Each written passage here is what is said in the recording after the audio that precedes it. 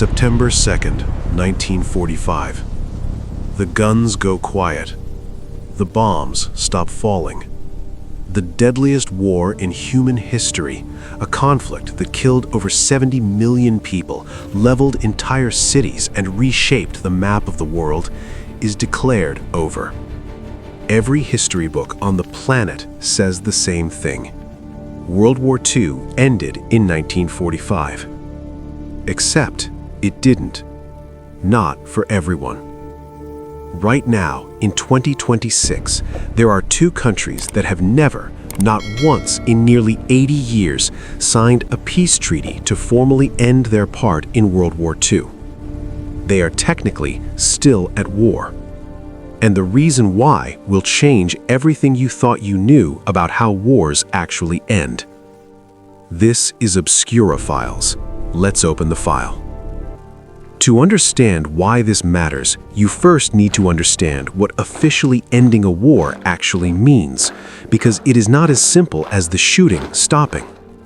When World War II ended, it did not end with a handshake and a phone call. It ended with formal legal documents, peace treaties signed by the countries involved, witnessed by the international community, and entered into the permanent record of international law. These treaties were not just symbolic, they were legally binding agreements that settled territorial boundaries, addressed war reparations, established diplomatic relations, and formally declared that the state of war between two nations was over. Without a signed peace treaty, two countries remain in a legal state of war, regardless of whether any actual fighting is happening. Think of it like a divorce that was never finalized. The couple may have stopped living together, they may not have spoken in decades, but legally, on paper, they are still married. That is exactly the situation between Japan and Russia. For most countries, the end of World War II was clean and documented. Germany surrendered unconditionally to the Allied forces on May 8, 1945, Victory in Europe Day. Japan surrendered to the United States and Allied powers on September 2, 1945, aboard the USS Missouri in Tokyo Bay, one of the most photographed moments in modern history. The formal peace treaty between Japan and the Allied powers, known as the San Francisco Peace Treaty, was signed in 1951 and came into effect in 1952. It restored Japanese sovereignty and formally ended the state of war between Japan and 48 nations. 48 nations. But not the Soviet Union. The Soviet Union refused to sign the San Francisco Peace Treaty. And that single decision set in motion a diplomatic standoff that has lasted nearly 80 decades and has never been resolved. Here is what most people do not know about the final days of World War II. While the United States and Japan were negotiating surrender in the Pacific, something else was happening on the other side of the world, something that would create one of the most stubborn territorial disputes in modern history. On August 8, 1945, just 2 days after the atomic bomb was dropped on Hiroshima, the Soviet Union declared war on Japan. The timing was not accidental. The Soviet Union had been watching the Pacific War from the sidelines, bound by a neutrality pact with Japan. But with Japan clearly losing and the war almost over, Soviet leader Soviet Stalin saw an opportunity. By declaring war at the last possible moment, the Soviet Union could participate in Japan's defeat and claim territorial rewards without having fought the bulk of the Pacific War. Within days, Soviet forces launched a massive military offensive across Japanese-controlled territory in Asia. And then they moved on a small chain of islands sitting in the cold waters between Japan and what is now Russia. Islands that would become the center of a dispute that has never, to this day, been resolved. The islands are called the Kurils. They stretch in a long, curved chain of 56 islands from the northeastern tip of Japan's Hokkaido Island all the way to Russia's Kamchatka Peninsula, a distance of roughly 1,300 kilometers of cold, volcanic, fog-covered ocean. Most of the islands are small, rocky, and largely uninhabitable. The weather is brutal. Earthquakes are frequent. The The fishing, however, is extraordinary. The surrounding waters are among the most productive fishing grounds in the entire Pacific Ocean, rich in salmon, crab, and sea urchin worth billions of dollars annually. But it is not just fish that makes these islands valuable.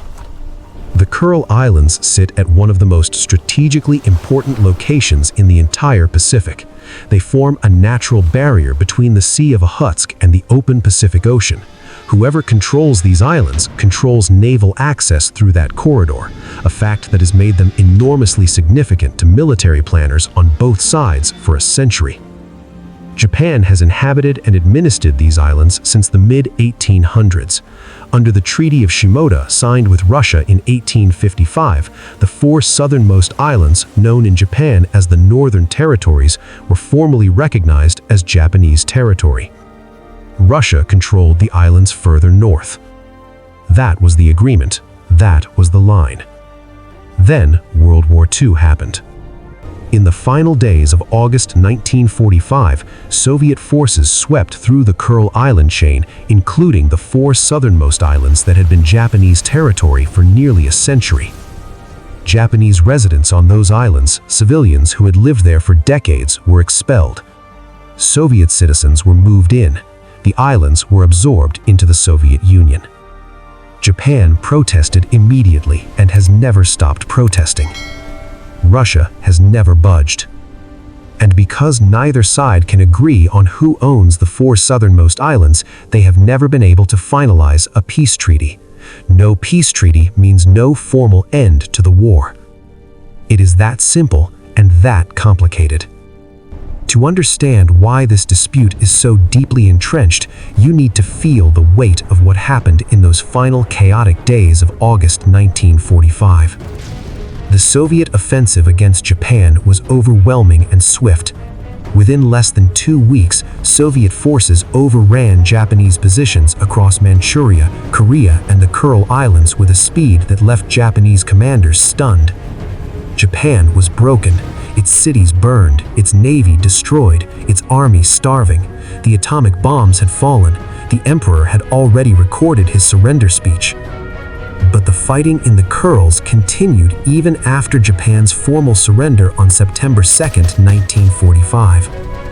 Soviet forces continued their military operations in the island chain for days after the official end of the war, completing their occupation of all the islands, including the four southernmost that Japan considered its sovereign territory. Japanese soldiers on those islands surrendered. Japanese civilians, farmers, fishermen, families who had lived there for decades watched Soviet soldiers arrive on their shores and knew immediately that their lives were about to change forever. Within a few years, approximately 17,000 Japanese civilians were expelled from the islands they called home. They were taken to Japan with almost nothing. Many of them, and later their children and their grandchildren, have spent their entire lives demanding the right to return. To this day, former residents of those islands and their descendants in Japan hold annual ceremonies calling for the return of what they call their homeland. Russia calls them Russian territory, and so the stalemate continues. It would be wrong to say that Japan and Russia never tried to resolve this. They tried, many times. In 1956, Japan and the Soviet Union signed the Soviet-Japanese Joint Declaration, a document that ended the official state of hostilities between the two countries and restored diplomatic relations. The Soviet Union even agreed in principle to hand over 2 of the 4 disputed islands to Japan after a formal peace treaty was signed. It seemed like a breakthrough. But a full peace treaty never followed. Disagreements on which islands and under what conditions caused negotiations to stall. The Cold War deepened, relations deteriorated, and the moment passed. Decade after decade, the pattern repeated itself.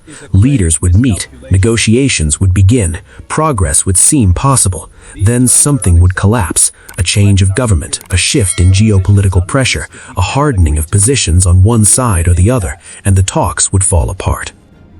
In the 1990s, after the Soviet Union collapsed and Russia emerged as its successor state, there was genuine optimism that a new era of Japanese-Russian relations might finally produce a peace treaty. Boris Yeltsin visited Japan, talks were held, frameworks were proposed, nothing was signed. In the 2000s and 2010s, Japanese Prime Minister Shinzo Abe made resolving the dispute with Russia a personal diplomatic priority. He met with Russian President Vladimir Putin more than 25 times, more than any other world leader. He pursued a strategy of economic cooperation, offering Russia billions in investment in exchange for progress on the islands. Putin expressed interest. Negotiations continued for years. And then, in 2022, Russia invaded Ukraine. Japan joined Western nations in imposing sanctions on Russia. Russia responded by suspending peace negotiations entirely and later withdrew from the 1956 Joint Declaration, the closest thing to a peace framework the two countries had ever agreed to. As of today, relations between Japan and Russia are at their lowest point in decades. The prospect of a peace treaty has never seemed further away. So what does this actually mean in the real world today? For diplomacy, it means Japan and Russia, two of the world's major powers sharing the same ocean, have no formal peace framework governing their relationship. Every interaction happens in the shadow of an unresolved legal state of war. For the military, Russia has significantly built up its presence on the disputed islands in recent years. It has stationed surface-to-air missile systems there. It has conducted military exercises. It has invested in infrastructure that makes the islands look increasingly permanent and increasingly fortified. Japan watches this with deep concern, not just because of the territorial dispute, but because of what a heavily militarized Russian presence so close to Japanese shores means for regional security. For the roughly 20,000 Russian civilians currently living on the disputed islands, life goes on. Fishing, farming, building. Many of them were born there. It is the only home they have ever known. They are caught in the middle of a dispute they did not create and cannot resolve. And for the aging Japanese former residents and their descendants, now scattered across Japan, some in their 80s and 90s, time is running out. Many who were expelled as children or young adults have spent their entire lives hoping to see their homeland one more time before they die. Most of them never will.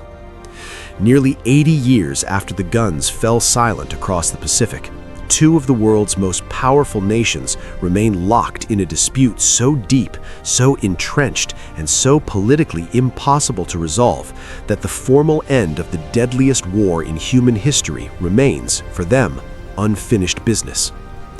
World War II ended in 1945, except here. Here, it never really ended at all. The file on Japan and Russia's unfinished war is one of the most overlooked stories in modern history. Not because it is hidden, it is well documented, but because the world moved on and assumed the war was over for everyone. It wasn't.